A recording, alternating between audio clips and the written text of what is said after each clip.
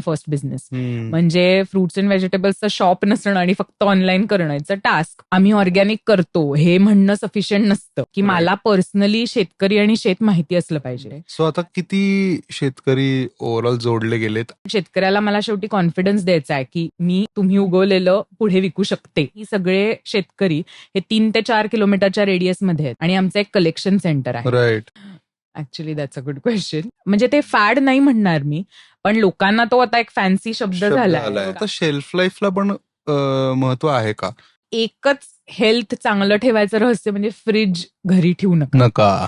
आठवड्यातनं एकदा ऑर्गॅनिक भाजी आणण्यापेक्षा मी जर 3दा डिलिव्हर करत असेल आठवड्यातून, तर will it help the customers or the business as well? Philosophy असते ऑर्गॅनिक फार्मिंग मध्ये की तुम्ही जेव्हा ते होल फार्मची बायोडायव्हर्सिटी क्रिएट करता तेव्हा 10% ते नेचरला जाणारे असं गृहीत धरा. एखाद्या कॉलीफ्लॉवर मध्ये तुम्हाला आळी दिसली तर it's a good sign. Word of mouth is something ज्याच्यावरती लोक विश्वास ठेवतात. रिसेंटली मी खूप ऑब्झर्व केलं या कॅन्सर पेशंट्सच्या यायला लागले. खूप फॅक्टर्स आहेत रे. लाईक इट इज एक तर resource intensive. So we wish you a slow growth. Generally आपण असं म्हणत नाही. नमस्कार मंडळी, मंगळवार मार्केटिंगच्या आजच्या एपिसोडमध्ये तुम्हा सगळ्यांचं स्वागत. आज आपल्याबरोबर ऑर्गॅनिक फार्मिंग ह्या विषयावरती बोलायला एंटरप्रेन्योर रिसर्चर मुक्ता पंडित आलेली आहे. बायो बास्केट म्हणून तिचं व्हेंचर आहे, तर त्याचे सगळे डिटेल्स अर्थातच डिस्क्रिप्शनमध्ये असणार आहेत. तर आपण तिच्याकडनं भरपूर माहिती घेणार आहोत, शिकणार आहोत आणि अर्थातच तिच्या वेबसाईटवरती जाऊन तुम्ही जर का प्रोडक्ट्स खरेदी केली तर तेही खूप चांगलं होईल. So Mukta, welcome to Mangalwar marketing. Hi Soham, thank you for having मी.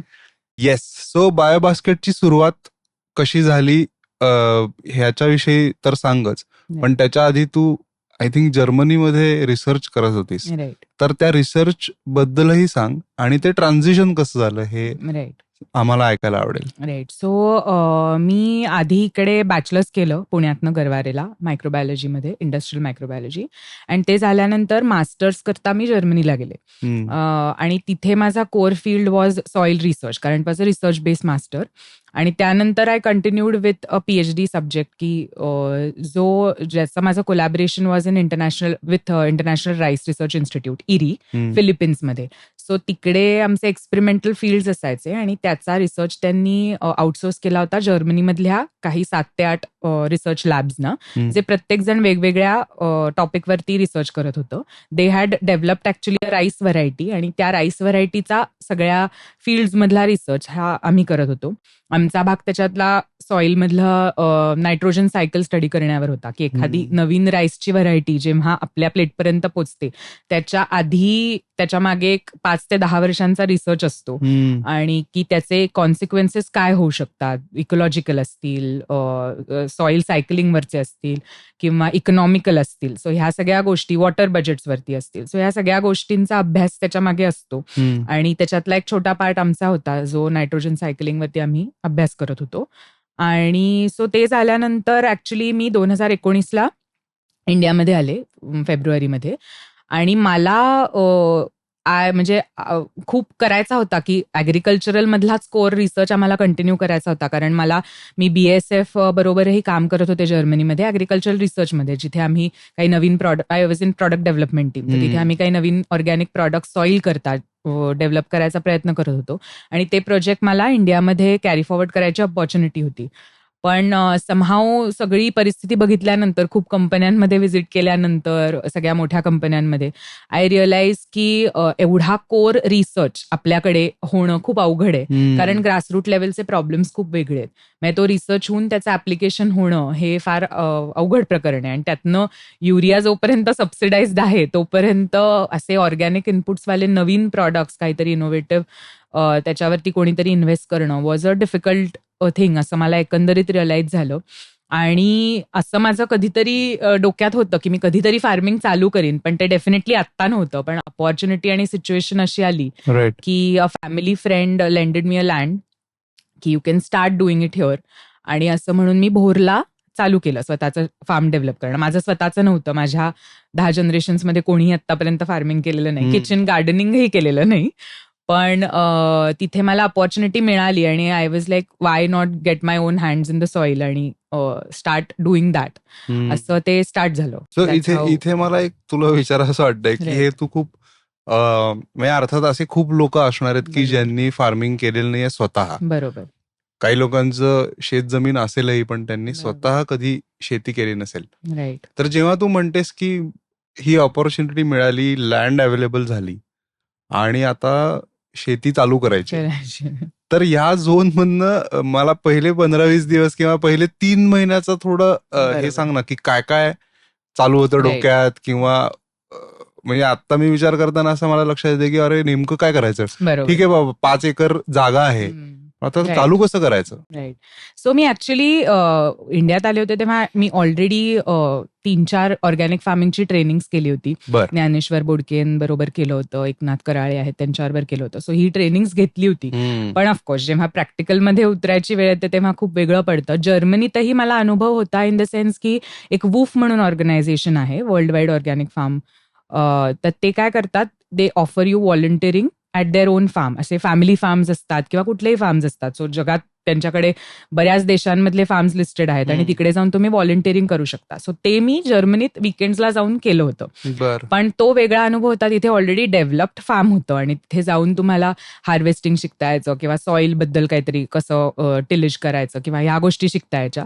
पण इथे जेव्हा स्वतःचं करायची वेळ येते तेव्हा खूप म्हणजे मला तर खूप बेसिक प्रॉब्लेम होते तेव्हा की I was not even a right fit in that situation. की तिथे गावात आणि शेतात जाताना लोकांना वाटायचं हे कोण इथे आलंय आणि हे काय करणार आहेत, हे कशी शेती करणार आहे, इथपासनं बेसिक प्रॉब्लेम होते.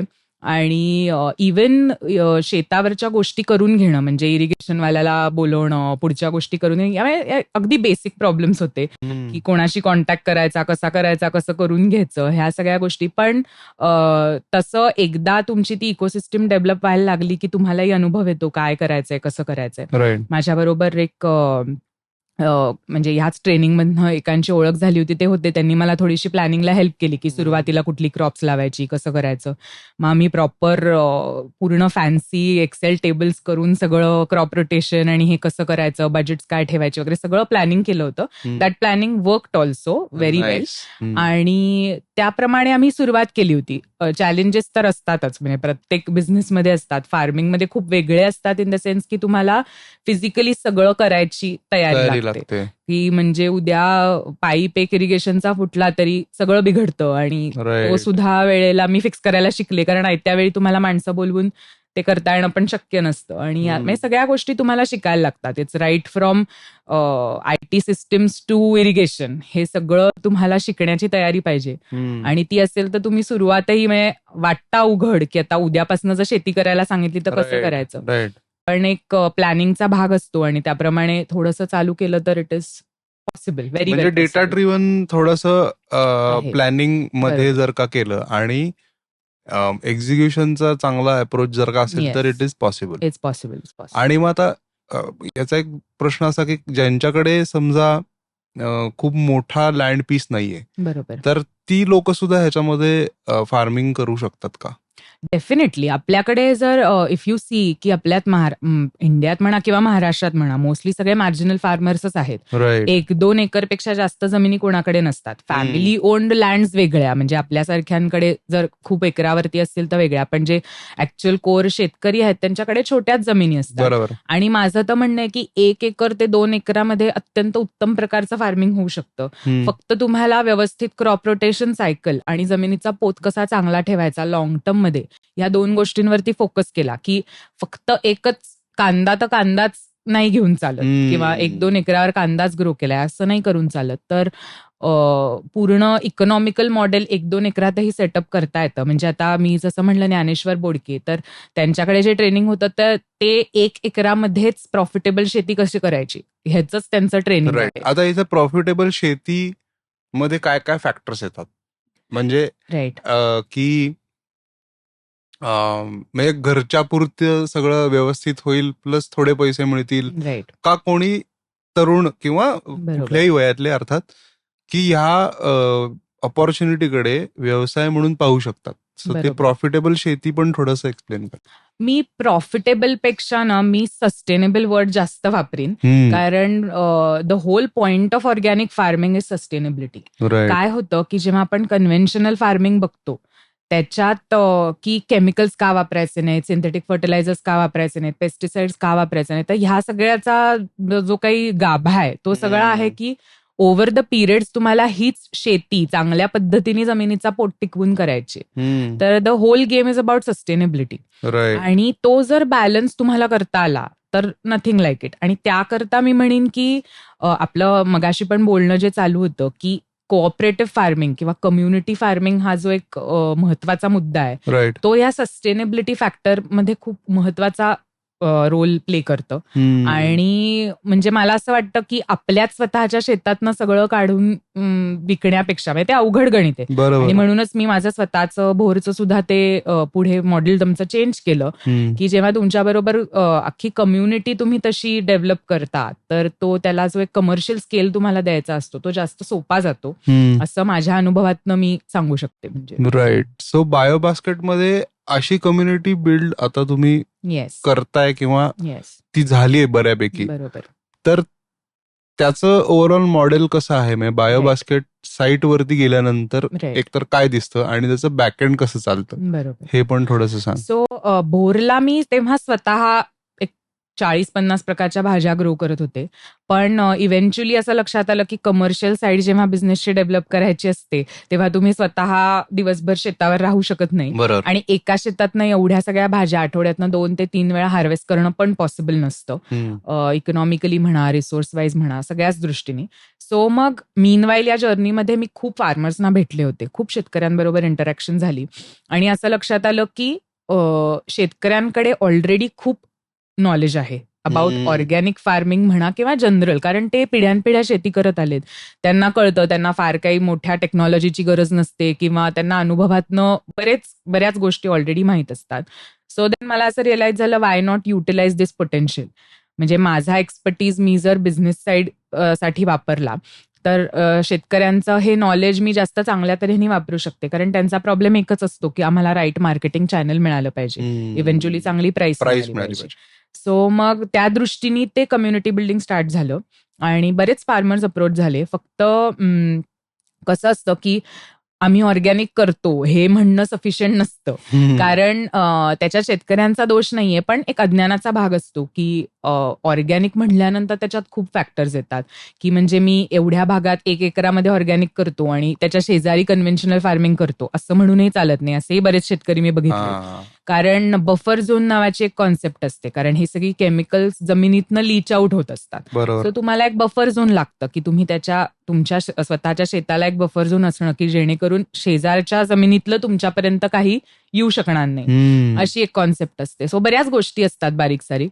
तर त्या दृष्टीने ऍक्च्युअल ऑर्गॅनिक फार्मिंग करणारे शेतकरी हे खूप कमी असतात. आहेत definitely, there is a lot of farmers who very religiously follow organic farming practices, पण ते व्यवस्थित मॉनिटर करून म्हणा किंवा त्याचं ऑडिट करून म्हणा आणि त्या सगळ्या प्रोसेसेस थोड्या समजावून घेऊन आपण स्वतः ते काय करतात आणि त्यात मॉडिफिकेशन्स कशी करता येतील हे समजावून घेऊन मग त्या शेतकऱ्याला अंडर बायोबास्केट घेणं हे माझ्याकरता सगळ्यात महत्वाचं आहे. की मला पर्सनली शेतकरी आणि शेत माहिती असलं पाहिजे, कारण सर्टिफिकेशन हा भाग आपण नंतर बोलूयात, पण पर्सनली शेत आणि शेतकरी माहिती असणं हा माझा क्रायटेरिया आहे. राईट. की मी कधी जाऊन तिथे बघू शकीन किंवा मला माहिती असेल की ते कुठल्या प्रकारच्या पद्धती वापरतात, कुठल्या प्रकारची बियाणं वापरतात. राईट. हे जास्त इम्पॉर्टंट आहे. सो आता किती शेतकरी ओव्हरऑल जोडले गेलेत आणि किती वर्ष ते तुझ्यासोबत आहेत? म्हणजे कारण तो पिरियड पण महत्वाचा आहे. याचं कारण असं की तुमच्यामध्ये म्हणजे बायोबास्केट ऍज अ कंपनी, बरोबर, आणि obviously you as a founder, right, तुमच्या मध्ये एक चांगलं डायलॉग जितका जास्त होईल तितकी तुम्ही एकमेकाला समजत जाल. बरोबर आहे. सो आता साधारण आमची कम्युनिटी मी म्हणेन की एक साधारण 30 ते 35 फार्मर्सची आहे.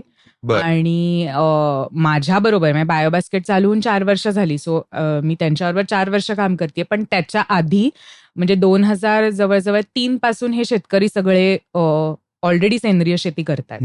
कारण हे खूप महत्वाचा फॅक्टर आहे. कारण बऱ्याच लोकांना माहित नसतं की तुम्ही उद्या उठून मी ऑर्गॅनिक फार्मिंग करतो, आधी माझ्याकडे जर कन्व्हेन्शनल प्रोडक्शन होत असेल आणि उद्या तसं चालत नाही. कारण तुम्हाला एक पहिला I would say scientifically they have mention की 3 वर्षाचा पिरियड लागतो, पण मी म्हणेन 4 ते 5 वर्षाचा पिरियड तुम्हाला खरोखरीच ते नॅचरल प्रोडक्शन यासाठी द्यावा लागतो, सगळ्या गोष्टी सुरळीत होण्यासाठी, की तेवढी यील्ड येणं, मग पेस्टचं प्रमाण कमी होणं वगैरे या गोष्टींसाठी. बरोबर.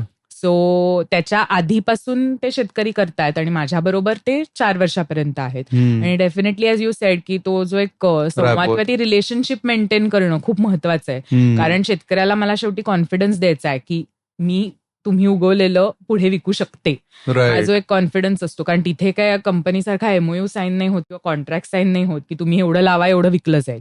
खूप वेगळे वेगळे फॅक्टर्स इन्व्हॉल्ड असतात. पण ती रिलेशनशिप डेव्हलप करून त्यांना तो कॉन्फिडन्स देणं की आपण हे करू शकतो आणि पुढे विकलं जाऊ शकतं आणि हे सस्टेनेबल आहे, हे खूप महत्वाचं आहे. आणि म्हणजे तशाच प्रकारचं कम्युनिटी बिल्डिंग मला बायोबास्केटमध्ये करायचं आहे. आता समजा कोणी शेतकरी हे ऐकत असेल आपलं कॉन्व्हर्सेशन आणि त्याला जर बायोबास्केट बरोबर एफिलिएट व्हायचंय किंवा लिस्ट व्हायचंय, what ever term you use, तर त्याच्यासाठी काय प्रोसेस असते किंवा त्यांनी काय पद्धतीने तुला अप्रोच केलं पाहिजे? और समजा ह्या 5-10 गोष्टी आहेत ज्या जर असतील तर the farmer is almost eligible for working with you, असं काही सांगू शकशील का? म्हणजे असा काही एसओपी नाही आहे त्याच्याकरता, पण कसं आहे की मी आधी फार्मर घेण्याच्या पेक्षा आय बिलीव्ह इन आधी क्रिएटिंग द डिमांड. सो आम्ही इव्हेंच्युअली म्हणजे स्लोली आणि ग्रॅज्युअली मी फार्मर्स सुद्धा इन्क्रीज कर. कारण मला ॲज आय सेड की शेवटी असं नाही करायचं की मी म्हणीन शेतकऱ्याला बाबा आपण हे लावूयात, पण मला पुढे ते देता येत नाही किंवा विकता येत नाहीये, असं ते गणित करण्यापेक्षा मी आधी capacity building is one thing with farmers, पण आधी मार्केट डिमांड आहे का नाही क्रिएट करणं हे जास्त महत्वाचं आहे माझ्याकरता. सो माझी कस्टमर डिमांड जशी वाढत जाते किंवा माझा कस्टमर बेस जसा वाढेल तसे मी फार्मर्स वाढवायचं नाही यावर भर देते. आणि असे तर खूप शेतकऱ्यांचे कॉलेज असतात, आम्ही ऍडव्हर्टायझिंग करतो तर कस्टमर्स पेक्षा जास्त एन्क्वायरी या शेतकऱ्यांच्या येतात की आम्हाला पण म्हणजे बायोबास्केटच्या बरोबर कसं असोसिएट होता येईल. तर ॲज आय सेड की माझ्याकरता शेतकरी आणि शेत माहीत असणं खूप महत्वाचं आहे. सर्टिफिकेशन हा एक भाग झाला आणि किती वर्ष ते ऑर्गॅनिक फार्मिंग ऑलरेडी करतायत हा एक दुसरा मुद्दा त्याच्यात आला. आणि या सगळ्या गोष्टी बघून मग मी ठरवते किंवा काय प्रोड्यूस आहे किंवा किती डायव्हर्सिटी ऑफ काय म्हणतात प्रोड्यूस देता येईल. कारण परत मी जसं म्हणलं की एकाच शेतात मला जर कांदा होत असेल किंवा टोमॅटो होत असेल तर त्याचा उपयोग नाही. कारण जेव्हा आपण प्रॉपर प्रॅक्टिकल अप्रोच बघतो बिझनेसचा, तर ही कम्युनिटी डेव्हलप करण्यामागचं कारण ही सगळे शेतकरी हे 3 ते 4 किलोमीटरच्या रेडियसमध्ये आहेत आणि आमचं एक कलेक्शन सेंटर आहे. सो हे लॉजिस्टिकली मला वायबल करायला किंवा इकॉनॉमिकली वायबल करायला मला सगळं प्रोड्यूस एकाच कम्युनिटीतनं येणं सुद्धा तितकंच गरजेचं आहे आत्ताच्या सिच्युएशन मध्ये. सो एखाद्या शेतकरी जर मला फक्त संत्री देत असेल तर ते मला अवघड जातं, कारण त्यालाही अवघड जातं, ट्रान्सपोर्ट कॉस्ट असते, लॉजिस्टिक असतं. म्हणून मी म्हणलं की जसं कम्युनिटी डेव्हलप करण्यावर माझा जास्त भर आहे की how I can create small communities of farmers in different areas, तिथे आम्हाला डायव्हर्सिटी ऑफ प्रोड्यूस सुद्धा मिळेल. तर मग आम्ही चालू करू शकतो. मग तिथे त्याच्यात एक पण भाग येतो की ते अजून दुसऱ्या शेतकऱ्यांना एनकरेज करतात की आपण चालू करूयात, हे करूयात. सो बऱ्याच गोष्टी इन्व्हॉल्व्ह असतात आणि यावरती आम्ही ठरवतो की चालू करायचं का नाही. इंटरेस्टिंग. कारण बऱ्याचदा स्टार्टअप्स मध्ये डिमांड सप्लाय ऑब्व्हियसली प्रॉब्लेम आहेच, पण इथे दोन्ही बाजूनी थोडे जास्त फ्लेक्सेस आहेत. बरोबर. आपण कस्टमर्स कडे येऊया किंवा ओव्हरऑल मार्केटिंग आणि कम्युनिकेशन बद्दल पण काही प्रश्न आहेत. पण मातीचा पोत हा एक बऱ्याचदा शब्द वापरलास, तू पण वापरलास आणि खूप लोक ऑर्गॅनिकच्या ह्याच्यात किंवा ओव्हरऑल शेतीमध्ये वापरतात. तर ते पण थोडं एक्सप्लेन कर की नेमकं ते काय आहे, त्याचं टेस्टिंग करता येतं का किंवा टेस्टिंग केल्यानंतर काय काय त्याचा डेटा अनालिसिस होतो आणि त्याच्यावरनं काय करेक्टिव्ह ऍक्शन्स असतात. बरोबर. आपल्याकडे बरेचसे लॅब्स आहेत, प्रायव्हेट आहेत, गव्हर्नमेंटचे आहेत, ज्यांच्याकडे सॉइल टेस्टिंग हे केलं जातं. माझ्या दृष्टीने सगळ्यात महत्वाचा फॅक्टर शेतीतला, कुठेही जा तुम्ही, ऑल ओव्हर द वर्ल्ड कुठेही जावा, हा सॉइल हा असतो. बरोबर. कारण शेवटी प्रत्येक सॉइलचा पोत म्हणण्यापेक्षा सॉइलची फर्टिलिटी कशी टिकवून ठेवायची ओव्हर द इयर्स, हे खूप महत्वाचं गणित आहे. कारण सगळा गेम हा जमिनीतल्या नायट्रोजन आणि कार्बन या सगळ्या न्यूट्रिएंट्सचा असतो. बरोबर. आपण फर्टिलायझर्स का घालतो? कारण नॅचरली जो अवेलेबल नायट्रोजन आहे तो पुरत नाही. बरोबर. So then you try to give it from outside. बरोबर. पण तुम्ही जर पूर्ण इकोसिस्टीमचा बॅलन्स ठेवलात तिथे, तर ऑटोमॅटिकली नेचरला माहिती आहे ह्या सगळ्या सायकल्स कशा मेंटेन करायच्या. आपण शिकवायची गरज नाहीये किंवा आपण वरून काही घालायची गरज नाहीये खरं तर. म्हणजे अदर दॅन शेणखत म्हणा किंवा काय केमिकल इनपुट्स घालायची गरज लागत नाही. जर तुम्ही बरेच वर्ष ऑर्गॅनिक फार्मिंग करत असाल तर nature takes care of its own, असं आहे. राईट. सो ह्या सगळ्याचा जर व्यवस्थित बॅलन्स साधला तर सॉइल फर्टिलिटी ही लॉंग टर्म पिरियड पर्यंत चांगली राहूच शकते. आणि प्रत्येक मातीत शेवटी कुठलं पीक येऊ शकतं हे सुद्धा तितकंच इम्पॉर्टंट आहे. पाणी धरून ठेवणारी माती वेगळी असते, ड्राय माती वेगळी असते. म्हणजे या सगळ्या गोष्टी असतात त्या सॉइल टेस्टिंगमध्ये सुद्धा तुम्हाला कळू शकतात साधारण. आणि त्याकरता तुम्ही एक्सपर्टचा सल्ला घेऊ शकता की उद्या माझ्याकडे फक्त जमीन आहे ते म्हणून मी ऊसच घेतो किंवा कुठली भाज्याच सुरू करतो असं करून चालत नाही. की कारण ते पीक तेवढ्या चांगल्या पद्धतीने यायला पण पाहिजे. तिथल्या हवामानावरती अवलंबून असतं, पाण्याच्या सोर्सवरती अवलंबून असतं, बरेच फॅक्टर्स असतात. सो पण माझ्या दृष्टीने मातीचा पोत सगळ्यात महत्वाचा आहे. कारण that is the core of everything. की तुम्हाला सस्टेनेबिलिटी करता त्याचा उपयोग होणार आहे. तुमची सॉइल किती हेल्दी आहे त्याच्यावर प्लांट किती हेल्दी असणार आहे आणि त्याचं प्रोड्यूस किती हेल्दी असणार आहे. ह्या सगळ्या गोष्टी इम्पॉर्टंट असतात. शुअर. असं आपण म्हणू की 5 वर्ष कमर्शियल म्हणजे इनऑर्गॅनिक नाही म्हणता येणार, कन्व्हेन्शनल शेती, फर्टिलायझर्स वगैरे भरपूर वापरून, बरोबर, केमिकल फर्टिलायझर्स, असा एक लँड पीस आहे जो 5 वर्ष एक फार्मर करतोय. राईट. आणि एक फार्मर 5 वर्ष कम्प्लीट ऑर्गॅनिक हे करतोय. बरोबर. तर त्याच्यातल्या सॉइल क्वालिटीमध्ये किंवा ओव्हरऑल त्याच्या फर्टिलिटीमध्ये काय डिफरन्स दिसू शकेल? बराच फरक असेल. म्हणजे जर तुम्ही टेस्टिंग जर सायंटिफिकली म्हणायचं झालं तर definitely there will be lot of differences in the nitrogen holding capacity. किंवा ऑर्गॅनिक फार्मिंग जेव्हा करतात तेव्हा सॉइलला ती सवय होत जाते म्हणूयात आपण की नॅचरली नायट्रोजन मेंटेन केला जातो. आणि इथेच ते आपण म्हणजे हे कसं आहे की डॉक्टर जेव्हा सांगतात आपण एखादं औषध घ्यायला लागतो तेव्हा तुम्हाला असं वाटतं औषध घेतल्यानंतर मला बरं वाटतंय आणि मग तुम्हाला त्याचीच सवय होत राहते की स्वतः आपल्या बॉडीची इम्युनिटी डेव्हलपच होत नाही की टू फाईट समथिंग. तसंच गणित आहे इथे की आपण केमिकल इनपुट्स द्यायला लागल्यावर the soil does not maintain its own nutrient cycle. तर ते एखाद्या आउटपुटनी मेंटेन केलं जातं आणि तोच ऑर्गॅनिक फार्मिंगमध्ये नॅचरल सायकल्स जास्त मेंटेन व्हायला लागतात. आणि ओव्हर द पिरियडचं डेफिनेटली या गोष्टींमध्ये फरक पडतोच. पण जसं मी म्हणलं की नॅचरल फार्मिंग मधनं येणारं प्लांट सुद्धा तितकंच हेल्दी असतं आणि त्यातनं मिळणारं प्रोड्यूस सुद्धा तितकंच हेल्दी असतं. असे बरेच रिसर्च स्टडीज सुद्धा झालेत की ज्याच्यात न्यूट्रिएंट कंटेंट हा खूप वेगळा असतो कन्व्हेन्शनल प्रोड्यूस मधला आणि ऑर्गॅनिक प्रोड्यूस मधला. जे नॅचरल अँटीऑक्सिडंट्स आणि मॅक्रोन्यूट्रिएंट्स वगैरे असले पाहिजेत ते जास्त ऑर्गॅनिक प्रोड्यूस मध्ये असतात as compared to conventional farming. कारण द मूळ इज सॉइल, सो तिकडनं सगळं येतंय आणि असा तो डिफरन्स असतो आणि डेफिनेटली फरक पडतो. राईट. आता थोडं कस्टमर्स कडे येऊ किंवा मार्केटकडे येऊ. मे बी 5-10 वर्षापूर्वी थोडं कमी नॉलेज होतं मार्केटमध्ये अबाउट ऑर्गॅनिक, पण आता या 2-3 वर्षात तर ऑलमोस्ट एव्हरीबडी नोज की ऑर्गॅनिक फार्मिंग काय. बेसिक बेनिफिट्स माहिती आहेत की ते चांगलं खाल्ल्यामुळे तब्येत चांगली राहते वगैरे. सो आता ऑर्गॅनिक फूड इनटेक हे एकतर फॅड झालंय का? 2, तू त्या बिझनेसमध्ये असल्यामुळे तुला ह्या अवेअरनेसचा काही त्रास होतो का? Actually that's a good question. मला ना जेव्हा कस्टमर एन्क्वायरीज येतात ना तेव्हा विचारतात बरेचदा कस्टमर की म्हणजे काय फायदा आहे वगैरे वगैरे.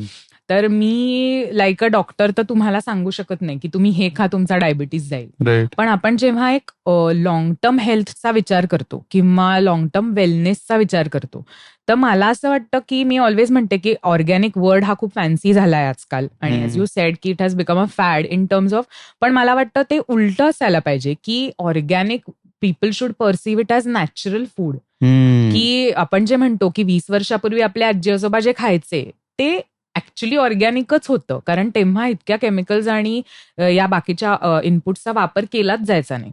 सो माझ्या दृष्टीने ते फॅड नाहीये, पण we are just trying to give you the food in its natural form. That's how it should be there on your plate. Actually तसंच असलं पाहिजे. आपण हे कन्व्हेन्शनल फार्मिंगनी बाकीच्या गोष्टी काढल्या आहेत. बरोबर. जशी गरज वाढली आणि जशा गोष्टी बदलत गेल्या, टेक्नॉलॉजी येत गेली, तसं आपण हे क्रिएट केलं. दिस इज अ ह्युमन मेड काय म्हणतात रिक्वायरमेंट, की तुम्हाला हे अशा प्रकारचंही फूड हवंय.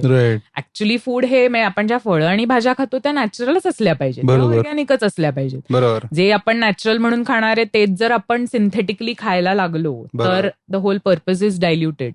आणि त्यामुळे मला असं वाटतं की म्हणजे ते फॅड नाही म्हणणार मी, पण लोकांना तो आता एक फॅन्सी शब्द झालाय, कारण लोकांना चांगले सोर्स माहित नसतात, असं पण एक आहे. आणि त्यामुळे anything labelled organic is perceived as very fancy किंवा काहीतरी नवीन फॅड आहे बाबा हे, अँड एक्सपेन्सिव्ह ऑफकोर्स.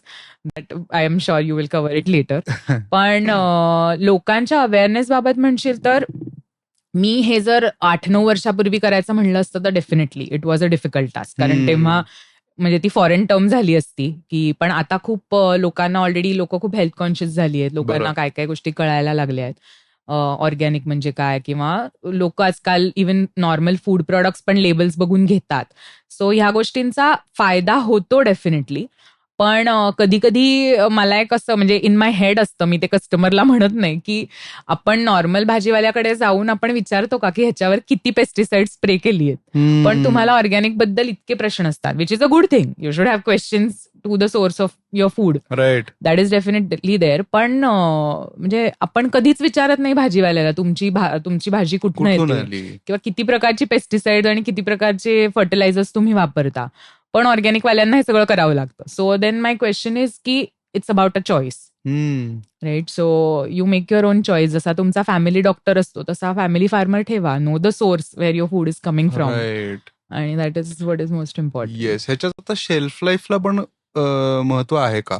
कारण की बऱ्याचदा आता होल फूड्स वगैरे सारख्या ज्या ऑर्गॅनिक चेन्स आहेत बाहेर, जे भरपूर लोक घेतात, पण तिथे परत 1-2 आठवड्याची भाजी घेऊन ठेवतात आणि ती फ्रीजमध्ये ठेवतात. म्हणजे किती ऑर्गॅनिक जरी असली तरी ती प्रिझर्व केलेलीच आहे एका पॉइंटला. बरोबर. तर त्याची न्यूट्रिशनल व्हॅल्यू मध्ये काय फरक पडतो? Right. So regarding shelf life तू जे म्हणलास की असं एक मिथ आहे, according to me it's a myth, की ऑर्गॅनिक प्रोड्यूस हे लवकर खराब होतं आणि कन्व्हेन्शनल प्रोड्यूस हे जास्त दिवस टिकतं. राईट. आता मला खरं तर कन्व्हेन्शनल प्रोड्यूस बद्दल मी कमेंट नाही करू शकत, कारण देर आर सेव्हरल फॅक्टर्स. काय काय जी सीझनल प्रीमियम फळं असतात, स्ट्रॉबेरी म्हणा, अजून ग्रेप्स म्हणा किंवा काही, ती कोल्ड स्टोरेज मधनं आलेली असतात किंवा त्याच्यावर काही केमिकल्स सुद्धा स्प्रे केलेले असतात ज्यांनी शेल्फ लाईफ वाढते. पण परत मी तेच म्हणेन की ऑर्गॅनिक म्हणजे शेवटी नॅचरल फूड आहे. एखाद्या नॅचरल फूडची जेवढी शेल्फ लाईफ आहे तेवढीच असणार आहे. राईट. आपण ती वाढवू शकत नाही किंवा काही अजून करून कमी करू शकत नाही. बरोबर. सो फ्रीजमध्ये डेफिनेटली स्टोअर तर कराव्या लागतात भाज्या, आपल्याकडचं वेदर आणि या कंडिशन सगळ्या बघून. काही गोष्टी तर आपण फ्रीजमध्येच ठेवतो, पण न्यूट्रिशनल व्हॅल्यू कमी होते का? तर म्हणजे डिपेंड्स तुम्ही किती दिवस खाताय ते. आता तुम्ही आता माझ्या नवऱ्याचे पणजोबा आहेत, तर ते म्हणतात की ते कोकणात राहतात. He is 90 years old, he lives by himself, आणि ते डॉक्टर आहेत स्वतः. आणि ते सांगतात की एकच हेल्थ चांगलं ठेवायचं रहस्य म्हणजे फ्रीज घरी ठेवू नका. सो हे म्हणजे कोणीही सांगेल आपल्याला तसं पाहिलं तर, कारण जेवढं तुम्ही ताजं आणि फ्रेश खाल तर that is something very beneficial.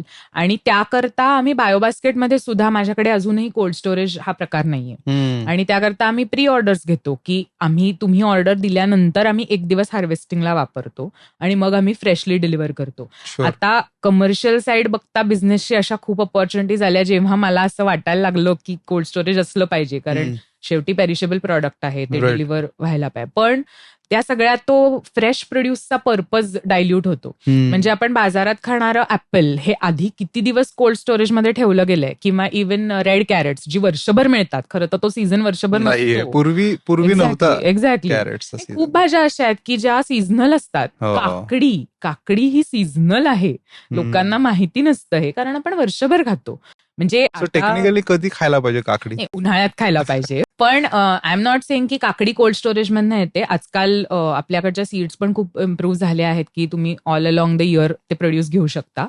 पण काही काही फळं जी आहेत ती स्पेशली आधी किती दिवस कोल्ड स्टोरेजमध्ये असतात ह्याचा आपल्याला पत्ताच लागत नाही. स्पेशली ऍपल्स सारखी म्हणा किंवा द्राक्ष सुद्धा इव्हन. बरोबर. सो तिथे ऑलरेडी थोडीफार न्यूट्रिशनल व्हॅल्यू गेलेली असते त्या फळांची. त्यामुळे फ्रेश फूड हे फ्रेशच खाल्लं पाहिजे. राईट. ते खूप इम्पॉर्टंट आहे. So definitely. पण त्यात ऑर्गॅनिक आणि कन्व्हेन्शनल मध्ये फार काही फरक पडतो असं मी म्हणणार नाही. सो याच्यात आता ऑर्गॅनिक जेव्हा आपण आता फ्रॉम अ बिझनेस साइड मी विचारतोय की याच्यात डिलिव्हरी सायकल्स जर का वाढवल्या, राईट, विच मीन्स कस्टमर्सना थोडं एक्सपेन्सिव्ह पडणार आहे. बरोबर. Because I am attempting more number of deliveries. बरोबर. सो तिथे मग मी फ्रेश प्रोड्यूस द्यायची प्रोबॅबिलिटी वाढवतो का? म्हणजे you mean to say delivery cycles म्हणजे आम्ही दोनदा देतो त्याच्याऐवजी अजून 4दा. राईट. म्हणजे की जो तू मगाशी पॉइंट मांडलास की बरोबर. समजा आपण असं कन्सिडर केलं की आपल्याला रोज फ्रेश भाजी हवी, राईट, रोज probably it is far fetch, बरोबर, की शक्य प्रॉबब्ली होणार नाही किंवा बरोबर. खूपच पैसे द्यायला लागतील. बरोबर. पण आठवड्यातनं एकदा ऑर्गॅनिक भाजी आणण्यापेक्षा मी जर 3दा डिलिव्हर करत असेल आठवड्यातून, राईट, तर will it help the customers or the business as well? Right. So from the customer point of view मला असं वाटतं की अगदी रोज भाजी फ्रेश आणायची गरज नाही पडत. कारण आता आपण फॉर एक्झाम्पल पालेभाज्या घेतल्या म्हणा किंवा टोमॅटो घेतले म्हणा, लगेच अगदी त्यांची न्यूट्रिशनल व्हॅल्यू कमी होत नाही फ्रीजमध्ये जरी ठेवलं तरी. किंवा काही भाज्या अशा आहेत ज्या टेबल टॉपवरच स्टोअर करायच्या असतात. For example tomatoes never to be put in the fridge असं माझं आहे. पण ते बऱ्याच जणांना माहीत नसतं. पण आठवड्यातनं 2 वेळा I think it's more than enough. We can still keep the nutritional benefit. कारण I am assuring you here की आम्ही आज हार्वेस्ट करून तुम्हाला उद्या देतोय. जर तुम्ही अजून कुठे गेलात तर आपल्याला माहित नाहीये ना हार्वेस्टिंग कधी झालंय. कारण 2-2, 3-3 दिवसही भाज्या विकणारे, इव्हन आठवडाभर टिकवून भाज्या विकणारे वेंडर्स असतातच. आणि त्यामुळे मला असं वाटतं की डिलिव्हरी सायकल तर आम्ही वाढवू शकतो, पण ते परत स्केल आणि ह्याचं कमर्शियल गणित झालं की कस्टमर डिमांड वाढेल तेव्हा मग अजून एखादा हार्वेस्टिंग डे किंवा डिलिव्हरी डे इन्क्लूड करता येईल. पण आत्ता जे आमचं गणित आहे किंवा आत्ता जे काही मॉडेल आहे 2 दिवस हार्वेस्टिंग करायचं, I think that's more than enough even from a customer point of view आणि बिझनेस पॉइंट ऑफ व्ह्यू, की आम्ही स्टील तुम्हाला फ्रेश देऊ शकतो आणि ते हार्वेस्ट केलेलं तुम्ही आठवडाभर नक्की खाऊ शकता. या दृष्टीने ते सेट झालेलं आहे आणि I think that's more. But of course customer demand जशी वाढेल तसं आम्ही डिलिव्हरी डेजही वाढवू शकतो आणि that's more viable for the business too जेव्हा डिमांड वाढेल तेव्हा. आता बायोबास्केटमध्ये एग्ज, मीट हे ऑर्गॅनिक जेव्हा इन्क्लूड होतं आहे का? पहिला प्रश्न की डू यू सेल एग्ज आणि मीट? नाही, तसं अजून नाही इन्क्लूड केलं. Meat I don't think so I will ever get into that zone. पण eggs is something definitely we are thinking of. कारण चांगली अंडी सुद्धा मिळत नाहीत जी अँटीबायोटिक फ्री, हॉर्मोन फ्री असतात. किंवा आजकाल एक नवीन टर्म आली आहे फ्री रेंज एग्ज असतात की जिथे तुम्ही कोंबड्यांना म्हणजे ऍक्च्युली या सगळ्या गोष्टी बघितल्या तर म्हणजे जसं खरं तर कोंबड्यांनी नॉर्मल तसंच असलं पाहिजे, पण आपण त्या ह्युमन रिक्वायरमेंट्स आल्यामुळे आपण त्या सगळ्या गोष्टी क्रिएट केल्या आहेत. पण डेफिनेटली आता तरी डेअरी प्रॉडक्ट्समध्ये आमच्याकडे फक्त तूप असतं आणि तेवढंच आहे आता. पण डेफिनेटली एग्सचा विचार मी करते आता. आणि या प्रॉडक्ट्सना आपण ऑर्गॅनिक कधीच म्हणू शकत नाही कारण ते बाय प्रॉडक्ट आहेत. म्हणजे सायंटिफिकली जेव्हा सर्टिफिकेशन सुद्धा मिळतं तेव्हा you can't call eggs organic किंवा you can't call ghee organic. फार तर फार तुम्ही केमिकल किंवा प्रिझर्वेटिव्ह फ्री म्हणू शकता. 100% नॅचरल बिकॉज ते बाय प्रॉडक्ट आहे. A by product can never be 100% organic. म्हणजे कारण ऑर्गॅनिक किंवा म्हणून ते फ्री रेंज एग्ज अशी टर्म आली आहे की जिथे कोंबड्यांना तुम्ही त्यांचं पळवून फूड शोधायला लावता. That is a free range egg. बरोबर. आणि तिथे मग जेव्हा बाकीच्या गोष्टी मेंटेन केल्या जातात की त्या कोंबड्या काय खातात, तिथलं ग्रास मग ऑर्गॅनिकली ग्रोन आहे का, किंवा घीचा विचार केला तर तिथल्या काऊज जे फॉडर खातायत ते कसं ग्रो केलंय, तिथली जमीन कशी, या सगळ्या गोष्टी येतात. सो ते by product can never be labelled organic but the farm can be, असं आहे ते. राईट. इंटरेस्टिंग. पण इसेन्शियली जेव्हा आता ऑर्गॅनिक आपण म्हणतो त्यावेळेस स्मॉल बॅच प्रोडक्शन किंवा थोडं रिस्पॉन्सिबल फार्मिंग टेक्निक ह्या सगळ्या गोष्टी आल्यामुळे प्रोड्यूस साईज इनव्हेरिएबली छोटा असतो, बरोबर त्यांनी कदाचित प्राइस वाढते. बरोबर आणि इन्स्टंट जो आपल्याला हे किंवा लॅक ऑफ प्लॅनिंग आपल्याकडे बरोबर दिसतं हल्ली, बरोबर आहे तर त्याच्यात हे फिट होणं थोडं अवघड आहे. सो बरोबर आहे ऑर्गॅनिक फूड पेक्षा ऑर्गॅनिक लाईफस्टाईल हा राईट. फोकस ठेवणं गरजेचं आहे का जास्त? सी आपण जे मगाशी बोलत होतो ह्याच्या आधी की कम्प्लीट तुमची लाईफस्टाईल बदलणं आणि ती अगदी ऑर्गॅनिक करणं म्हणजे अगदी तुम्ही बांबूचा ब्रश वापरण्यापासून ते तुम्ही काय खाताय इथपर्यंत बघणं हे खूप अवघड आहे आजकालच्या काळात. बरोबर. एकतर वेळ हा एक कन्स्ट्रेंट असतो की त्या गोष्टी शोधून त्या ऍक्च्युली वापरायच्या आणि करायचं. ऑथेंटिसिटी हा एक भाग असतो की आपल्याला वेंडर सुद्धा तसा माहीत असला पाहिजे जो आपल्याला हे चांगल्या प्रकारचं फूड देऊ शकतो. आणि तर मी म्हणेन की अख्खी लाईफस्टाईल चेंज म्हणजे one step at a time की तुम्हाला त्या गोष्टींची सवय लागत जाते आपोआप. बरोबर. की जास्त आता आमच्याकडे बायोबास्केटमध्ये we have other products too. आमच्याकडे सगळ्या प्रकारच्या डाळी असतात, पिठं असतात, ग्रेन्स असतात. पण जास्त डिमांड ही आमची फ्रुट्स अँड व्हेजिटेबल्सला आहे आणि आम्ही सुद्धा ते प्रमोट करतो कारण that's something you are going to eat in the raw form, right? So why not start from there, one step a day, की तुम्ही ऍटलीस्ट तिकडनं तरी नो युअर फार्मर, नो तुमचं फूड कुठनं येतंय इथपासून जरी सुरुवात केली तरी that is more beneficial. Organic food महाग का असतं हा एक खूप वेगळा मुद्दा. Maybe you can create another question for it कारण हा एक खूप महत्वाचा मुद्दा आहे फ्रॉम सांगूनच टाका तू. खूप खूप फॅक्टर्स आहेत रे. लाईक इट इज एक तर रिसोर्स इंटेन्सिव्ह. तुम्ही जे काम फॉर एक्झाम्पल मी सांगते की एखादं 1 एकरवरती तुम्हाला वीड काढावी लागते, पिकामध्ये वीड येते, तर ते तुम्ही काहीतरी स्प्रे करून 1-1.5 तासात संपवू शकता. पण इथे तुम्हाला तेवढा लेबर मॅन्युअली लावायला लागतो आणि ती वीड काढावी लागते. सो म्हणजे and labour is very expensive. म्हणजे तुम्हाला नाही म्हणलं तरी $300-400 पर आवर प्रत्येक लेबरला पे करावे लागतात, पर डे पे करावे लागतात. आणि तेवढी 1 एकरासाठी मला किमान एक 6 ते 7 लेबर्स लावावे लागतात तिथे. So this is like one part of it. पण इन जनरल रिसोर्स इंटेन्सिव्ह आहे. त्यानंतर as you mentioned the yield is very different than conventional farming. Me different म्हणेन, मी कमी म्हणणार नाही कारण माझी अशी एक फिलॉसॉफी आहे की ऍक्च्युली जे प्रोड्यूस येतंय ते जेवढं यायला पाहिजे तेवढंच येतंय. आपण आपल्या रिक्वायरमेंटमुळे एखाद्या प्लांटला 10 टाइम्स जास्त प्रोड्यूस करायला लावतो. सो अशी एक फिलॉसॉफी असते ऑर्गॅनिक फार्मिंगमध्ये की तुम्ही जेव्हा ते होल फार्मची बायोडायव्हर्सिटी क्रिएट करता तेव्हा 10% ते नेचरला जाणारे असं गृहीत धरा. कीटक खाणार आहेत, अजून व्हॉट एव्हर पेस्ट येणार आहे कारण ते त्यांचंही खाणं आहे. बरोबर. So give it to the nature 10% because it's a part of nature. आणि ही अख्खी इकोसिस्टीम त्या फार्मवर असणं गरजेचं आहे रादर. सो म्हणजे आम्ही असं सांगतो कस्टमरला की एखाद्या कॉलीफ्लॉवरमध्ये तुम्हाला आळी दिसली तर इट्स अ गुड साईन की इट्स अन ऑर्गॅनिक प्रोड्यूस. कारण आजकाल तेही दिसत नाही. म्हणजे बाहेरचं तुम्ही घ्यायला गेलात कोबी, cauliflower, caterpillar is a very essential part of a cauliflower cabbage ideally.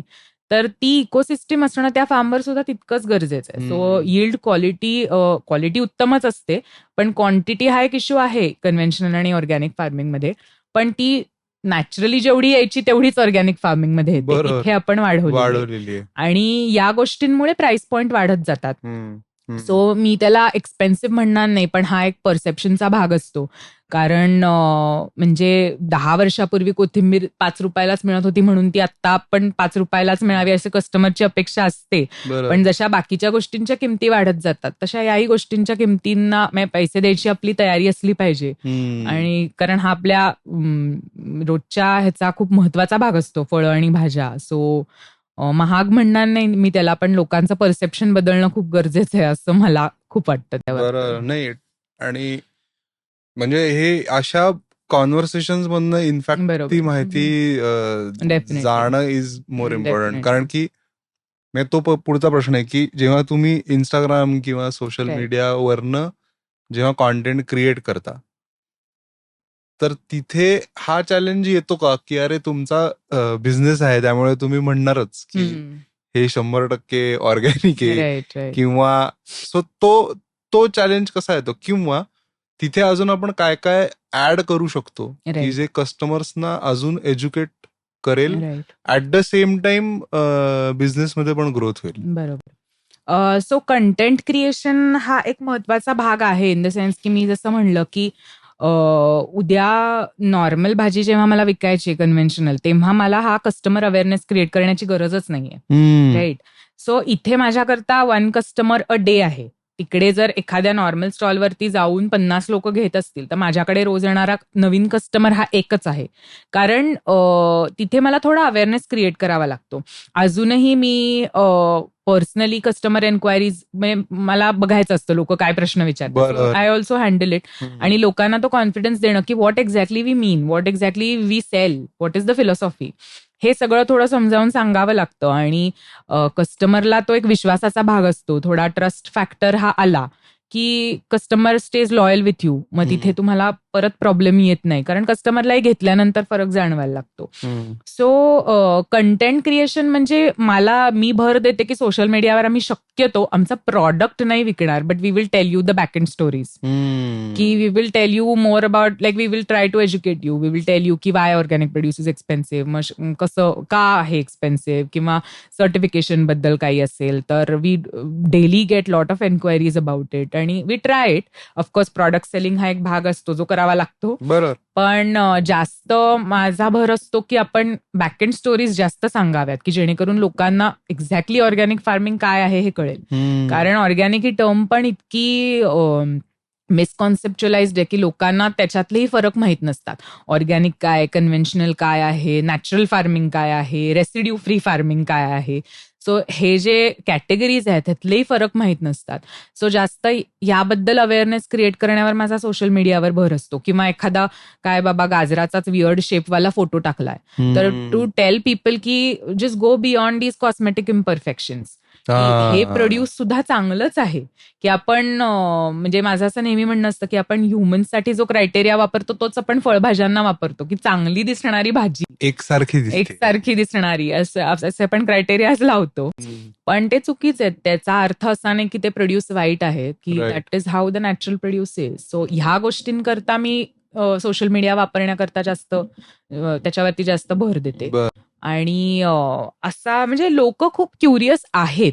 I would से मला असा प्रॉब्लेम नाही आला कधी की तुमचा ब्रँड आहे म्हणून तुम्ही हे म्हणताय, असा प्रॉब्लेम नाही आला. पण लोकांना माहिती हवी असते. कारण genuine information is also rare now days, कारण आपण एवढ्या इन्फॉर्मेशनला एक्सपोज्ड असतो.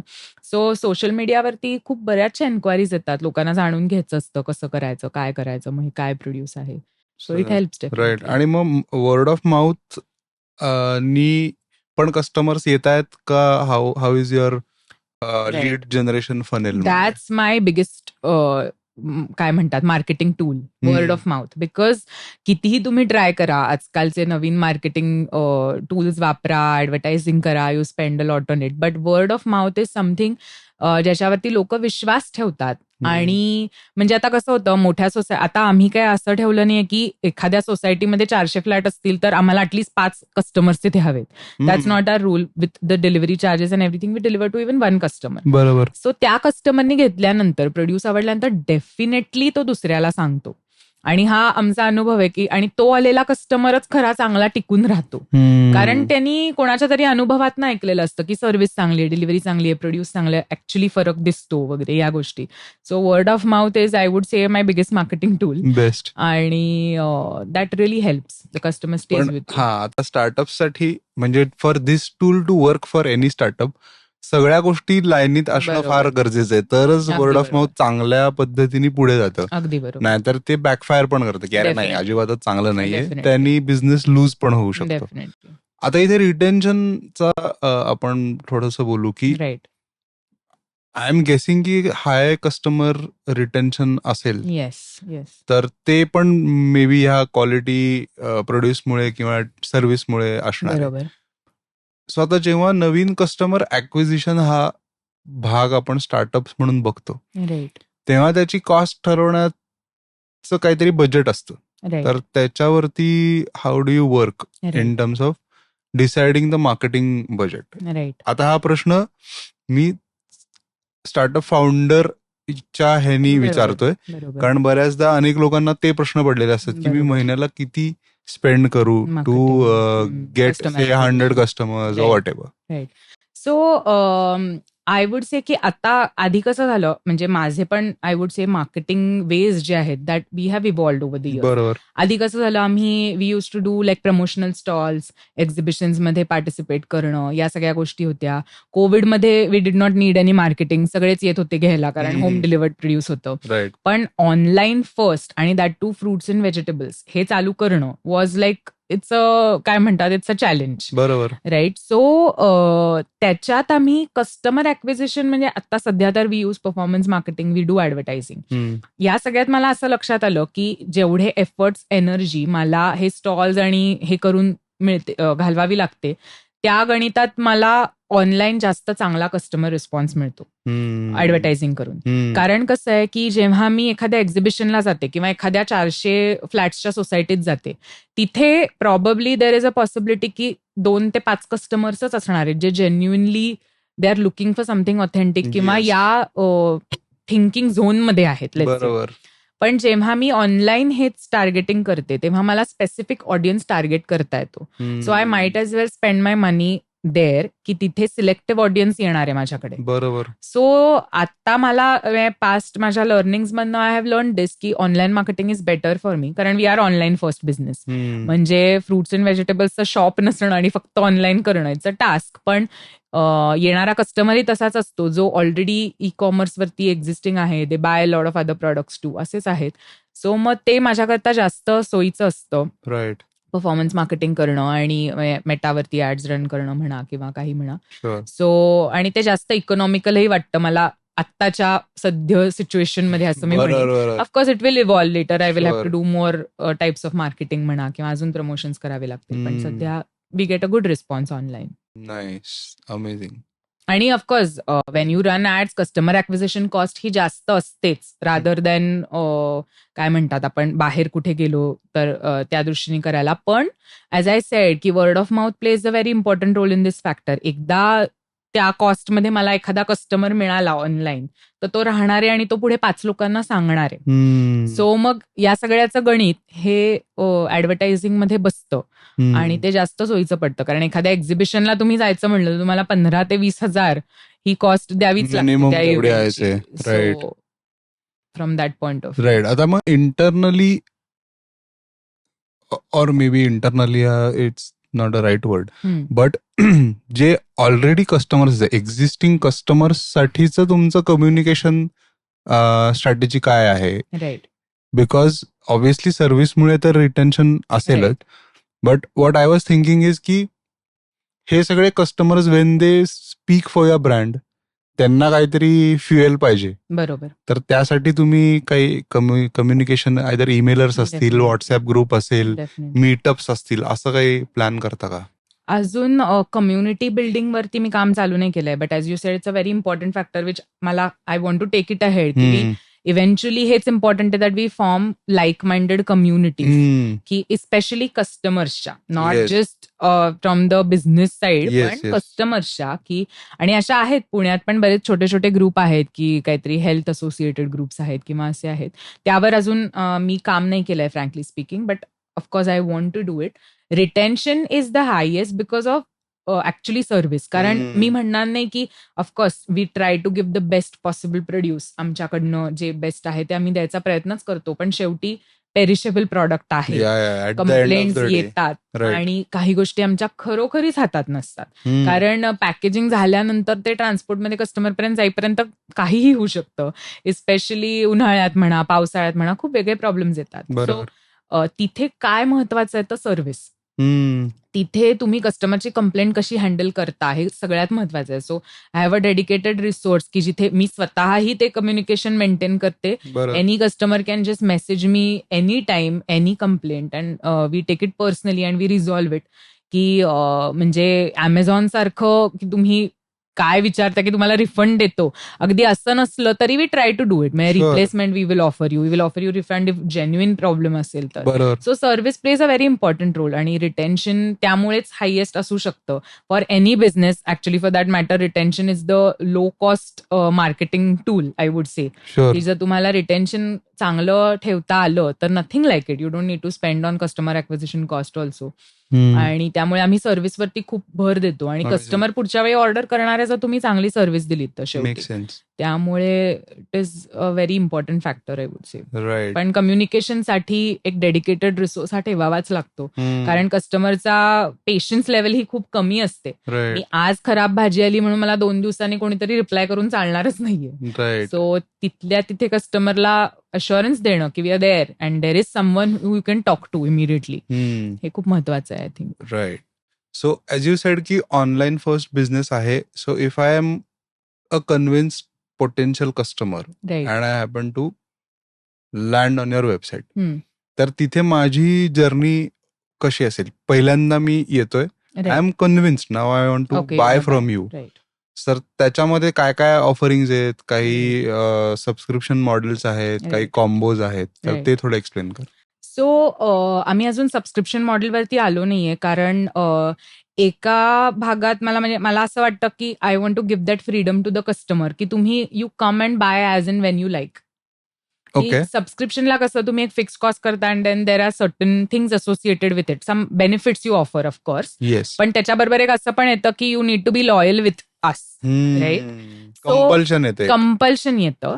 So of course eventually we will think about it. Subscription model loyal कस्टमर्सना specially कसं देता येईल आपल्याला, आणि कॉम्बोज ऑफर्स वगैरे तर चालूच असतात. पण जेव्हा एखादा नवीन कस्टमर येतो वेबसाईटवर, तर there has to be a clear communication, कारण ॲज यू मेन्शन बिफोर की आमचं डिलिव्हरी मॉडेल थोडं वेगळं आहे, की तुम्ही आज ऑर्डर केल्यानंतर तुम्हाला उद्या नाही मिळणार आहे. सो हे क्लिअर कम्युनिकेशन मेंटेन करणं about the delivery process, about एक ease of journey to buy. कारण कसं आहे की तुम्ही भाजी आणि फळं जेव्हा दुकानात घ्यायला जाता, it's a very easy task.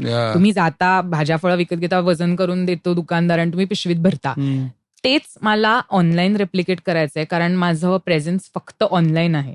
So for me my e-commerce store plays a very important role. The website has to be smooth आणि कस्टमर हॅज टू फील की okay this is as easy as going in to the market and buying it. And त्याकरता of course technologically तर we keep evolving website point of व्ह्यूनी, delivery point of व्ह्यूनी, आणि कसं ते customer communication is आणि clear ठेवायचं यावर आम्ही भर देतो. We keep on updating products very regularly on the website, की असं नको व्हायला की आम्ही वेबसाईटवर दाखवतोय पण ते अवेलेबल नाहीये. सो ही पण एक प्रोसेस खूप महत्वाची असते. ऑफकोर्स नॅचरल प्रोड्यूस म्हणल्यानंतर कधी कधी असं होतं की ओके हार्वेस्टिंग करायच्या वेळी आमच्या लक्षात येतं की ह्याची क्वालिटी चांगली नाहीये, आम्ही नाही देऊ शकत. पण आता आमचे कस्टमर्स हे यूज टू होतात त्याला, की कधी कधी असा प्रॉब्लेम येऊ शकतो की why to deliver something that we are not sure about. So म्हणजे व्हॉट युअर क्वेश्चन वॉज की बाहेर दुकानात जाऊन घेण्याची जर्नी इझी जो काही टास्क असतो तो रेप्लिकेट झाला पाहिजे वेबसाईटवर, is what we try to do, आणि क्लिअर कम्युनिकेशन ठेवणं. सो टिपिकली कस्टमर्सना म्हणजे नवीन कस्टमरला किती सायकल्सनी तुमचं छान ट्युनिंग जमतं, असं तुझा एक्सपिरियन्स आहे? असं मी एक्झॅक्ट नंबर नाही सांगू शकणार, पण 2 ते 3 डिलिव्हरी झाल्यानंतर I think the customer knows that you know it is a reliable service, reliable produce. असं I would say that much. Like 2-3 deliveries तरी लागतात. काय काय कस्टमर फर्स्ट डिलिव्हरीमध्ये सुद्धा खूप खुश होतात, जेव्हा लगेच आधी कुठून तरी ऑलरेडी घेतलेलं आहे त्यांनी ऑर्गॅनिक प्रोड्यूस, सो त्यांना माहिती आहे व्हॉट टू एक्सपेक्ट. तर मग पहिल्या डिलिव्हरी नंतरही त्यांना कळतं.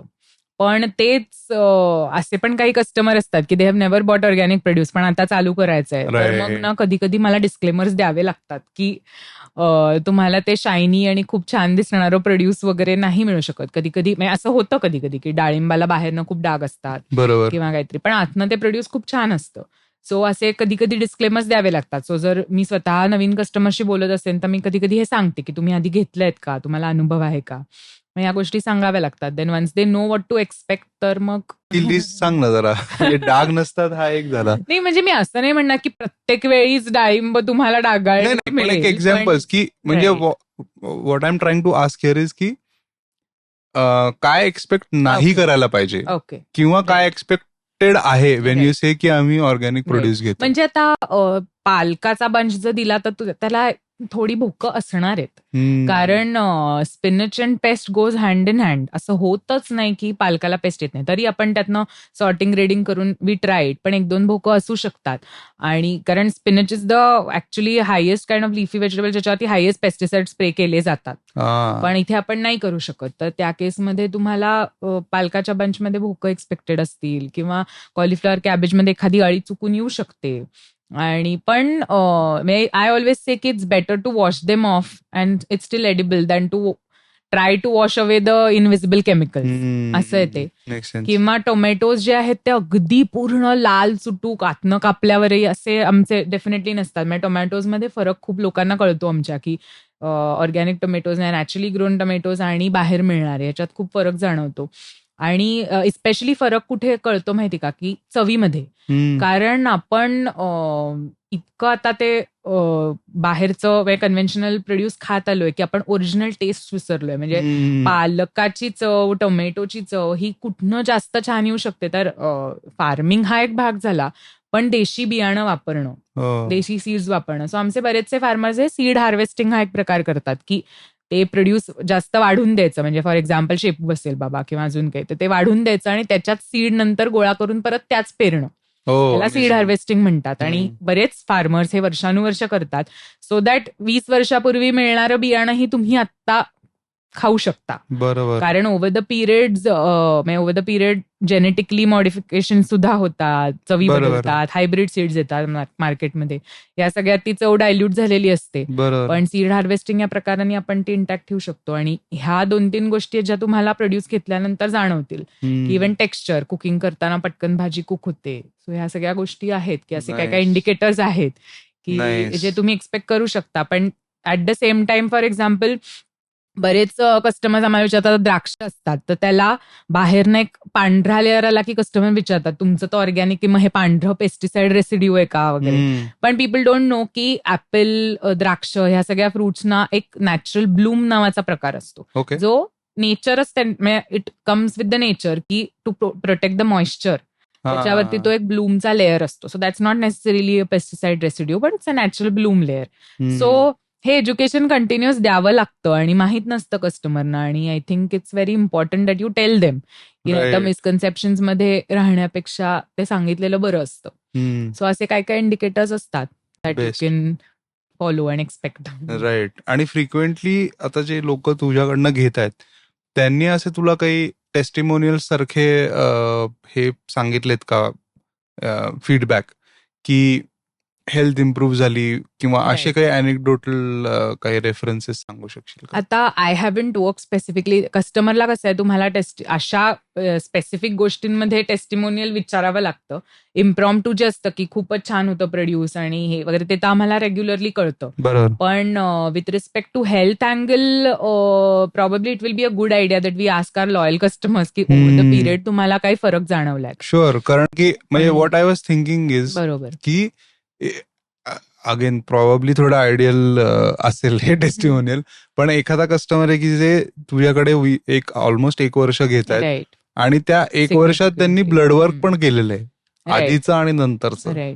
असा काही डेटा आला तर it is that would be interesting. I will take it up probably. की इव्हन डायबिटीज रिलेटेड किंवा आता आमच्याकडे बऱ्याचशा एन्क्वायरीज ना या रिसेंटली मी खूप ऑब्झर्व केलं या कॅन्सर पेशंट्सच्या यायला लागल्या आहेत. की they really want to be sure की आम्हाला ऑथेंटिक सोर्स पाहिजे ऑर्गॅनिकचा. आणि ते मग खूप क्रिटिकली विचारणा करतात की काय आहे, हे आहे, ते आहे. कारण त्यांना दे हॅव प्रॉब्ली रिकवर्ड किंवा दे आर अंडरगोईंग किमो किंवा असे बरेचसे आता रिसेंटली एन्क्वायरीज आल्या आहेत. मग त्यांना डॉक्टर्स सजेस्ट करतात you start eating organic. If you know an authentic vendor start eating organic. Because काय होतं की आपण भाज्या आणि फळं खात असतो. म्हणजे आता एक अशी एन्क्वायरी होती माझ्याकडे की ती बाई इतकी मिझरेबल झाली होती की ती म्हणत होती की माझी खरं तर लाईफस्टाईल, मी साधी गृहिणी आहे आणि रोजचं घरचं खायचं, व्यायाम वगैरे इथपर्यंत माझी बेसिक लाईफस्टाईल आहे. I don't know how it came आणि कसं झालं ते नाही माहिती. पण मग आता डॉक्टर म्हणतात की माहित नाही, मे बी फळं भाज्या कशात नाही काहीही होऊ शकतं. So we never really think about की व्हेजिटेबल्स आणि फ्रुट्स जे आपण डेली कन्झ्युम करतो की ठीक आहे पेस्टिसाइड्सचं प्रमाण, त्याच्यावरचं रेसिड्यूचं प्रमाण हे अगदी मायक्रो क्वांटिटीजमध्ये असेल, but think about it, you are eating tomatoes every day. Literally Maharashtrian फूडमध्ये आपण प्रत्येक गोष्टीत टोमॅटो घालतो. So every day over the period of 40 years you are going to have that produce. तर definitely it is going to cause some kind of disruptions in your body. It can be endocrine issues तर खूप होतात, आणि हे research based studies आहेत सगळे, म्हणजे मी स्वतः नाही सांगत आहे, पण एंडोक्राईन डिस्ट्रप्शन्स आहेत. देन पेस्टिसाइड्समुळे, एक्सपोजरमुळे कॅन्सर होणं हे लाईक इट्स वाईडली नोन, पण we never really blame it on the fresh produce that we eat. आपल्याला वाटतं काहीतरी लाईफस्टाईलमध्ये चुकीचं असेल, किंवा अल्कोहोल प्यायल्यानंतरच होतं, किंवा अजून काही गोष्टी probably are few reasons, but याला आपण कधी महत्व देत नाही की जे आपण एव्हरीडे होलसम मील म्हणून खातो, जे हेल्दी म्हणून खातो, त्याचा सुद्धा रिसोर्स माहित असणं खूप महत्वाचं आहे. त्याकडे लक्ष दिलं गेलं पाहिजे. आणि अशा आम्हाला कॅन्सर पेशंटच्या खूप एन्क्वायरीज येतात, आणि त्यांना हवं असतं genuine produce. So this is something probably I will take it up, की आहे त्या एक्झिस्टिंग कस्टमरना काही फरक पडला का, थोडा डेटा चांगला येऊ शकतो, किंवा कोणी असं केलं असेल आधी तर त्यांच्याकडे. I am sure there must be some kind of studies की, ॲज आय सेड, गट हेल्थचं पण you can, gut health is widely known already, and there has been already a research की how it matters, because the microbiome in conventional produce and the microbiome in organic produce, त्याच्यात खूप फरक असतो, आणि nutrients मध्ये खूप फरक असतो. So definitely those things are going to be affected. But yes, म्हणजे असा जर खूप मोठा स्टडी बाहेर आला की खूप फरक पडतो, तर मग सगळं like all companies, everyone will, that will be like a big highly skilled organic companies चालू होते. Again that is not organic. Amazing. The pesticide companies will sue us probably, but yeah. Right. So आता how do you see BioBasket ची growth in से 2024? आपण 5 वर्ष नको जायला. Right. Oh yes, that is a very cliche question everyone asks you. Okay, where do you see yourself in 5 years? पण I measure growth मला slow growth वरती I believe. Nice. Because of the business model पण म्हण, किंवा the kind of product that I am selling म्हण. पण slow growth वरती I believe because eventually it's about a long term game आणि sustainable. कारण इथे कसं आहे की बरेच बिझनेस हे आपण, म्हणजे इथे प्रॉडक्टच वेगळं आहे. इथे मला 3 गोष्टी आहेत. एक आहे हेल्थ, एक आहे फार्मर, आणि एक आहे सस्टेनेबिलिटी. ह्या तिन्हीचं मिक्सचर साधून मला ग्रोथ करायची. आणि काही काही बिझनेसेस हे कमर्शियल स्केलसाठी असतात, काही बिझनेस हे मोटिव्ह वरती बेस्ड असतात. आणि this is something is what my motive is behind Biobasket, की इथे कम्युनिटी क्रिएट करणं आणि अवेअरनेस क्रिएट करणं, and to give people health which they deserve, like in nature, असं ते गणित आहे. आणि त्या टर्म्समध्ये मला I prefer the slow growth. So as I said की it's very easy for me. आमच्याकडे बाकीचे पण नॉन पेरिशेबल प्रॉडक्ट्स आहेत. I can easily start pan India and start selling those product. I can create big बाजार type of model और big basket type of model and offer the deliveries, किंवा even everyday delivery आम्ही सुद्धा चालू करू शकतो. But that's not the purpose behind it. So fruits आणि व्हेजिटेबल्समध्ये मला जास्त काम करायला आवडेल, की त्याच्यावरती जास्त फोकस ठेवून इन्क्रीजिंग द कस्टमर बेस. आत्ता आमचा पुण्यामध्ये आहे, then eventually soon I want to take it to Mumbai. So city by city जाऊन तिथे फार्मर कम्युनिटीज क्रिएट करणं, where I see BioBasket going ahead. आणि लोकांना तो एक, जसं मी म्हणलं की जसा एक फॅमिली डॉक्टर असतो, तसा एक फॅमिली फार्मर देणं, की अ ट्रस्टेबल फेस, की where you can really go to the source of your food, असं क्रिएट करणं हे इम्पॉर्टंट आहे. ऑफकोर्स ही सगळी फिलॉसॉफी जपताना कमर्शियल स्केलवर ते व्हायबल करणं तितकंच महत्वाचं आहे. बरोबर. आणि त्याकरता I put my effort in there. Farmers are there to bring you the best possible produce, पण ती कमर्शियल साईड डेव्हलप करणं ही माझी रिस्पॉन्सिबिलिटी. पण दॅट्स हाऊ आय सी. आत्ता तर यावर्षी तर माझा प्लॅन आहे की पुण्यामध्ये really create a very good customer base and then take it up ahead after Pune to a different city. And expand it there. असं प्लॅन आहे. More and more building farmer community is very important. As many as farmers I can help. Sure is what the motive is. कारण इथे दोन्ही आहे ना. Normal बिझनेसमध्ये कसं असतं, तुम्हाला सप्लायरला तुम्ही किती प्राइस चेपून मागाल याकडे गणित असतं तुमचं. इथे उलट आहे की मला ते करायचं नाहीये. I want the farmer to decide their own produce price. इथे मी म्हणजे वेळेला 100 रुपये किलो ही फार्मरला द्यायला तयार होते, वेन आय एम कॉन्फिडंट की I can sell the produce. बरोबर. सो इथे या दोन्हीचा बॅलन्स साधून ती ग्रोथ पुढे न्यायची आहे. आणि त्याकरता slow growth is something I am okay with and I always believe in that. Nice. Yes. So we wish you a slow growth. Generally आपण असं म्हणत नाही, राईट. पण it is always good.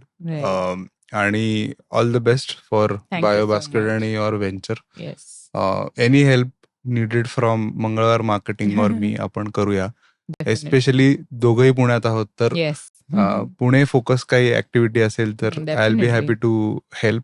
Yes, I think more than marketing, I would like to use this platform for, as I said, की लोकांना एक genuine माहिती मिळणंही गरजेचं असतं. शुअर. आणि फक्त product selling, I am not saying just buy it from Biobasket, that's not the point. As I said की this is something different. It's like we want to take the philosophy ahead and the motive ahead, not just the product. So त्या दृष्टीने काही करता आलं तर definitely we can do, आणि we can do more of these talks so that people get more information. Yes, पण असं sure. काहीतरी नक्की करता येईल. But yes, thanks a lot for having me and giving the opportunity to reach to more people. कारण हे खूप महत्वाचं असतं, माहिती देणं. ऍब्सोल्युटली. आणि आय थिंक लोकांना खूप माहिती मिळेल याच्यातनं. I hope. You are fantastic Mukta. Thank you so much. Thanks a lot. YouTube वरती आपण हा प्रयोग चालू केलेला आहे, त्याला चांगला रिस्पॉन्स येतोय. सो तुम्ही शेवटपर्यंत जर एपिसोड ऐकत असाल तर नक्की सबस्क्राईब करा आणि तुमच्या मित्रांबरोबर, नातेवाईकांबरोबर शेअर करायला विसरू नका. मराठीतून चांगली माहिती देणं, मराठीतून ऑन्टरप्रिनर्स बरोबरचा जर्नी डिस्कस करणं, हाच हेतू आपल्या पॉडकास्टचा आहे. त्यामुळे तुम्ही जर फॉलो करत नसाल, सबस्क्राईब केलं नसेल, कॉमेंट केली नसेल तर ती करायला विसरू नका. भेटूया पुढच्या मंगळवारी. तोपर्यंत राम राम.